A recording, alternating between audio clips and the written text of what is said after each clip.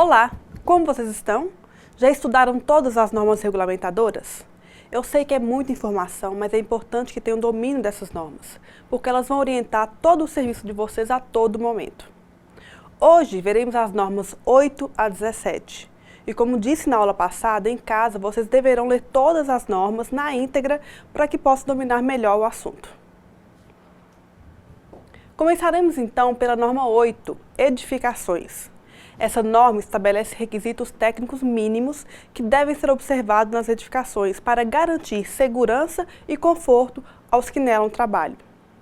Entre esses requisitos estão a definição da altura do piso ao teto, as características dos pisos, escadas, rampas e as exigências para as partes externas da empresa. São requisitos simples, mas que devem ser seguidos na sua totalidade para que se possa garantir segurança dos trabalhadores. Então vamos ver algum deles? Primeiro, os pisos dos locais de trabalho não devem apresentar saliências nem depressões que prejudiquem a circulação de pessoas ou a movimentação de materiais. Além disso, os pisos, as escadas e as rampas devem oferecer resistência suficiente para suportar as cargas móveis e fixas. E ainda, as rampas e as escadas fixas de qualquer tipo devem ser construídas de acordo com as normas técnicas oficiais e mantidas em perfeito estado de conservação. Nos pisos, escadas e rampas, corredores e passagens dos locais de trabalho, onde houver perigo de escorregamento, serão empregados materiais ou processos antiderrapantes. Os andares acima do solo devem dispor de proteção adequada contra quedas, de acordo com as normas técnicas e legislações municipais atendidas às condições de segurança e conforto. Além disso, as partes externas devem obrigatoriamente observar as normas técnicas oficiais relativas à resistência ao fogo, isolamento térmico, isolamento e condicionamento acústico, resistência estrutural e impermeabilidade. Vamos ver agora o que a norma 9 nos traz. Essa norma regulamentadora estabelece a obrigatoriedade da elaboração e implementação do Programa de Prevenção de Riscos Ambientais, o PPRA.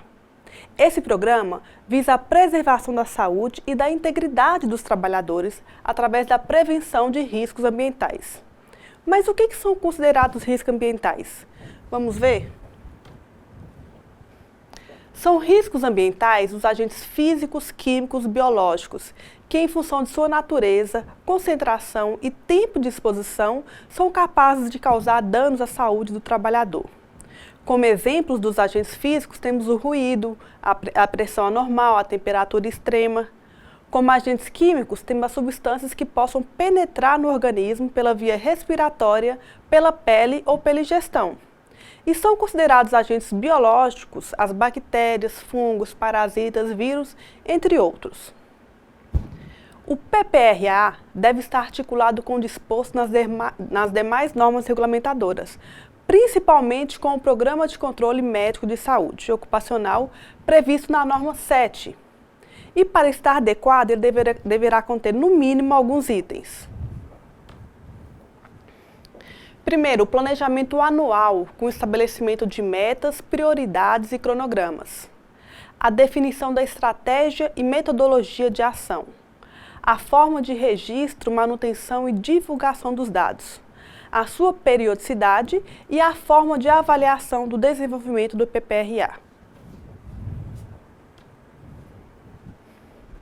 E essa estrutura apresentada agora deverá contemplar os seguintes itens: a antecipação e o reconhecimento dos riscos, o estabelecimento de prioridades e metas de avaliação e controle, a avaliação dos riscos da exposição dos trabalhadores, a implantação de medidas de controle e a avaliação da sua eficácia, o monitoramento da exposição aos riscos e, por fim, o registro e divulgação dos dados. Já vimos então a estrutura básica do PPRA. E se em alguma dessas etapas for identificado um risco potencial, ou até mesmo se um risco for constatado, o que vocês acham que deve ser feito? Nesses casos, medidas de eliminação, minimização ou controle deverão ser adotadas. Essas medidas de controle devem iniciar pela tentativa de eliminação. Caso não seja possível eliminar esses agentes, deverá ser prevenida a sua liberação. Mas se também essa liberação não puder ser evitada, deverão ser tomadas medidas que reduzam os níveis desses agentes no ambiente de trabalho. Perceberam a importância dessa norma? Por isso que o empregador tem a obrigação de implementar e assegurar o cumprimento do PPRA. E isso é muito bom para você, porque a exigência desse documento gera um mercado de trabalho, uma vez que essas empresas contratam esse tipo de serviço. Então leiam essa norma e informe-se como é feita a redação desse documento, qual que é a sequência lógica da sua elaboração. Você pode começar fazendo a leitura de alguns PPRA. É muito fácil, é só realizar algumas pesquisas e você encontrará inúmeros documentos, ok? Então, mãos à obra. A nossa próxima norma é a norma regulamentadora 10, Segurança em Instalações e Serviços em Eletricidade. Muitas vezes essa norma é negligenciada, levando a vários acidentes no ambiente de trabalho. E o pior, os riscos na maioria das vezes são invisíveis. A eletricidade não tem cheiro, não tem cor, não tem som, ou seja, ela só é percebida com o tato no momento do choque elétrico. E como o organismo humano é muito frágil ao toque da eletricidade, a qualquer exposição, a menor exposição pode ser fatal. Por isso, essa norma estabelece os requisitos mínimos e apresenta medidas de controle e prevenção dos acidentes envolvendo a energia elétrica. Essas medidas incluem medidas preventivas de controle do risco elétrico e de outros riscos adicionais, medidas de proteção coletiva que compreende prioritariamente a desenergização elétrica. Quando essa desenergização não for possível, devem ser utilizadas outras medidas, como de obstáculos, sinalização, bloqueio do religamento automático. Medidas de proteção individual, que compreendem os equipamentos de proteção individual. Mas somente o uso do EPI não libera o profissional para trabalhar com eletricidade. Para isso, é necessário que ele seja qualificado, habilitado ou capacitado. O trabalhador qualificado é aquele que fez o curso específico na área elétrica. Ele é considerado habilitado quando, além de ter o curso, ele possui o registro no conselho de classe. E capacitado para o serviço é aquele trabalhador que recebeu uma capacitação sobre orientação e responsabilidade de profissional habilitado e autorizado. Além de estarem aptos para trabalhar com o serviço de eletricidade, esses profissionais devem estar aptos a manusear e operar equipamentos de prevenção e combate a incêndio, e principalmente a executar o resgate e prestar primeiros socorros aos acidentados. A própria norma traz anexos que tratam da programação mínima do curso de treinamento básico e complementar para os trabalhadores. Por isso é interessante que vocês a leiam. Agora vamos ver a norma 11, transporte, movimentação, armazenagem e manuseio de materiais, que se enquadra em quase todas as atividades produtivas. Ela trata das normas de segurança para a operação de elevadores, guindastes, transportadores industriais e máquinas transportadoras. A sua leitura é necessária para que você tenha conhecimento de como devem ser observadas as condições ergonômicas, as intervenções com máquinas e equipamentos e as condições físicas do ambiente onde é movimentado e armazenado o material. A norma regulamentadora 12, Segurança no Trabalho em Máquinas e Equipamentos, também tem seu valor, pois é difícil uma atividade produtiva que não conte com algum maquinário, ferramenta ou equipamento no seu processo. Essa norma regulamentadora define referências técnicas e medidas de proteção para garantir a saúde dos trabalhadores e estabelece requisitos mínimos para a prevenção de acidentes e doenças do trabalho na utilização de máquinas e equipamentos. Essas medidas devem ser adotadas na seguinte ordem: medidas de proteção coletiva, seguido de medidas administrativas ou de organização do trabalho e, por último, as medidas de proteção individual. Assim como os trabalhadores que lidam com a energia elétrica, os trabalhadores que lidam com máquinas e equipamentos também devem ser habilitados, qualificados ou capacitados para este fim. A capacitação deve ser realizada sem ônus para o trabalhador e segundo o conteúdo programático do anexo 2 desta norma. Então será da sua responsabilidade ler toda a norma e esse anexo para que você saiba como deve ser essa capacitação, ok?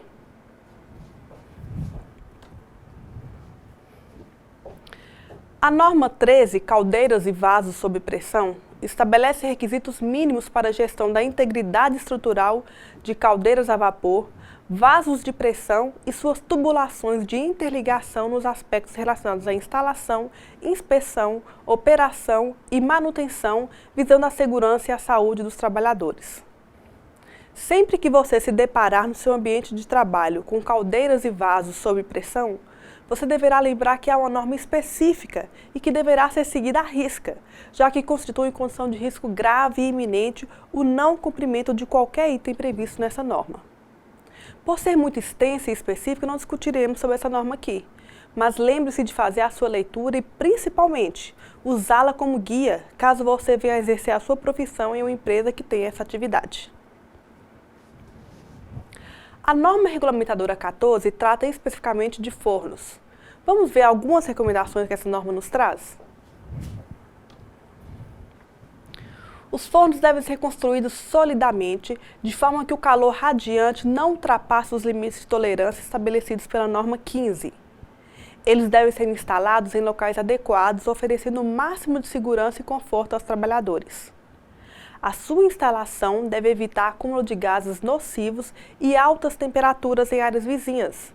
Por isso, deve ser dotado de chaminé de acordo com as normas técnicas sobre poluição do ar. Os fornos que utilizarem combustíveis gasosos ou líquidos devem ter sistemas de proteção para não ocorrer a explosão. A norma regulamentadora 15 nos apresenta as atividades e operações insalubres. Com certeza, vocês terão que recorrer a essa norma várias vezes, já que é muito comum nos depararmos com atividades insalubres. Sendo assim, já sabem, vocês terão que dominar essa norma do início ao fim, já que é um assunto muito recorrente. Então, vamos lá. Lembram que na nossa primeira aula já iniciamos essa discussão? Eu já tinha falado o que são consideradas atividades insalubres e o que isso representa em termos de adicional. Mas agora vamos estudar melhor essa norma. Então, repetindo, são consideradas atividades ou operações insalubres as que se desenvolvem acima dos limites de tolerância, podendo causar danos à saúde do trabalhador. O trabalhador que esteja exposto a essas atividades terá direito a um adicional incidente sobre o salário mínimo da região. Esse adicional poderá ser de 40% para insalubridade de grau máximo, 20% para insalubridade de grau médio e 10% para insalubridade de grau mínimo. No caso de incidência de mais um fator de insalubridade, será apenas considerado o de grau mais elevado, para efeito de acréscimo salarial, sendo proibido o acúmulo. Caso haja eliminação ou neutralização da insalubridade, o pagamento do adicional deverá ser cancelado. E lembrando, tanto a existência de insalubridade quanto a sua eliminação deverão ser comprovadas por meio de laudo técnico. Já a norma regulamentadora 16 trata das atividades e operações perigosas. O exercício de trabalho em condições de periculosidade assegura ao trabalhador a percepção de adicional de 30% incidente sobre o salário. Assim como as atividades insalubres, as operações perigosas devem ser comprovadas por meio de laudo técnico. Então, são caracterizadas atividades ou operações perigosas as executadas com explosivos sujeitos a degradação química ou autocatalítica e a ação de agentes exteriores, tais como calor, umidade, faíscas, fogos, fenômenos sísmicos, choque e atritos. A norma regulamentadora 17, a ergonomia, é um vasto campo de trabalho, não apenas para os técnicos de segurança, mas para todas as áreas ligadas à saúde e o bem-estar social. Essa norma visa estabelecer parâmetros que permitam a adaptação das condições de trabalho às características psicofisiológicas dos trabalhadores, de modo a proporcionar um máximo de conforto, segurança e desempenho. Quando falamos em condições de trabalho, estamos falando dos aspectos relacionados ao levantamento, transporte e descarga de materiais, ao mobiliário, aos equipamentos, às condições ambientais do posto de trabalho e à própria organização do trabalho. Algumas das recomendações dadas pela norma 17 são: não deverá ser admitido o transporte manual de cargas por um trabalhador cujo peso seja suscetível de comprometer sua saúde ou sua segurança. Todo trabalhador designado para o transporte manual regular de cargas deve receber treinamento. Sempre que o trabalho puder ser executado na posição sentada, o posto de trabalho deve ser planejado ou adaptado para esta posição. Para o trabalho manual, as bancadas, mesas, escrivaninhas e os painéis devem proporcionar ao trabalhador condições de boa postura, visualização e operação. Todos os equipamentos que compõem um posto de trabalho devem estar adequados às características psicofisiológicas dos trabalhadores e à natureza do trabalho a ser executado, assim como as condições ambientais e a organização do trabalho. As condições ambientais de trabalho, como iluminação, ventilação, ruídos e umidade, também devem estar adequadas às características psicofisiológicas dos trabalhadores e à natureza do trabalho a ser executado. E também há normas para os terminais de vídeo, que devem permitir o ajuste de acordo com o trabalhador. O teclado deve ser independente e ter mobilidade, permitindo ao trabalhador ajustá-lo de acordo com as tarefas a serem executadas. E a tela e o teclado devem ser colocados de maneira que as distâncias olho-tela e olho-teclado sejam aproximadamente iguais. Essa norma é de extrema importância. Não importa o setor em que você atuará, você utilizará o conhecimento aqui aprendido. Então, como falei nas outras normas, leia na íntegra e assinale os principais pontos. Discuta com seus colegas e comece a colocá-los em prática no seu dia a dia, na sua casa, no seu trabalho, na sua sala de aula, e você perceberá que a ergonomia está presente na maioria das atividades. Chegamos ao fim de mais uma aula. Vimos várias normas e é claro que o tema não foi esgotado. Para fixar melhor os assuntos aqui tratados, realize as atividades de aprendizagem do seu caderno didático. Leve as dúvidas para o seu tutor ou traga para o ambiente virtual de aprendizagem. Com certeza faremos ótimas discussões. Então, até a próxima aula!